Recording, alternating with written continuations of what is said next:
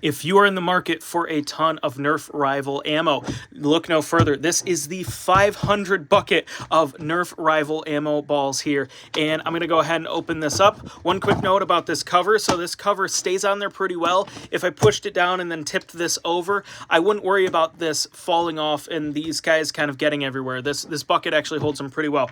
Now, these guys are the right size for Nerf Rival blasters. So I've got a mag right here, and I'm going to load two of these up real quick, and then I'm going to slide it in here into this guy. Okay, loaded it up, rack it. Whoa, that one just hit me in the shoulder there, but I'm going to fire that. Boom, it's right there. So these guys work just like the normal ones. They work amazingly well. One of the things that was kind of cool about this is when I got it, all of these guys, each grouping of these balls, it was 5 bags of 100 of them. So you opened 5 bags and then dumped them in here so you could kind of see it fill up. But these are going to work amazingly well for my purpose, and I really highly recommend them. I think these are going to be fantastic.